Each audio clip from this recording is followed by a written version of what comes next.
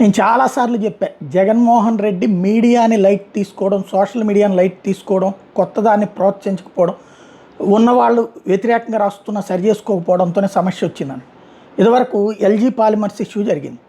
అప్పుడు వచ్చిన నెగిటివ్ ఏంటి, ఇప్పుడు వచ్చినటువంటి పాజిటివ్ ఏంటి? ఇప్పుడు రిపోర్టింగ్గా చేశారు. అప్పుడు అదేదో ఎల్జీ పాలిమర్స్ని జగనే తగలబెట్టాడు, లేకపోతే జగనే తగలబెట్టించాడు, లేకపోతే వైఎస్ఆర్ కాంగ్రెస్ పార్టీ వాళ్ళే వెళ్ళి చేశారు అన్నంత దారుణంగా ఫోకస్ చేశారు.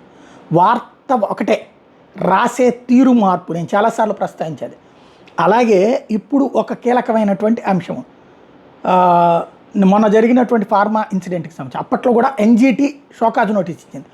హెడ్డింగ్లో జగన్కి ఇది వైసీపీ సర్కార్కి షాక్, ఎన్జీటీ షాక్ అని వచ్చినాయి. నోటీస్ ఇచ్చింది. ఇక జగన్ సర్కార్కి దవిడిదిబిడి అన్న టైప్లో రాసుకొచ్చారు. ఇప్పుడు అచ్యుతాపురం సెజ్ ప్రమాదం మీద కూడా ఎన్జీటీ స్పందించింది. ఇక్కడ లోకల్గా వచ్చింది. అది రెండో పేజీలో చివరిన ఒక మొక్క, అచ్యుతాపురం సెజ్ ప్రమాదానికి దారితీసిన కారణాల మీద అఫిడవిట్లు దాఖలు చేయాలని ప్రభుత్వ సంస్థలు ఢిల్లీలోని ఎన్జీటీ ప్రధాన బెంచ్ ఆదేశించింది. ఈ ఘటన మీద చెన్నైలోని ఎన్జీటీ బెంచ్ పరిధిలోకి వస్తుంది కాబట్టి కేసును అక్కడికి బదిలీ చేస్తున్నట్టు పేర్కొంది. కేంద్ర కాలుష్య నియంత్రణ మండలి, కేంద్ర పర్యావరణ అటవీ శాఖ, అనకాపల్లి జిల్లా collector, industrial safety and health డైరెక్టర్లు ప్రమాదానికి కారణాలు వివరిస్తూ సెప్టెంబర్ 23 లోపు ఎన్జీటీ ముందు అఫిడవిట్లు దాఖలు చేయాలని ఆదేశించింది.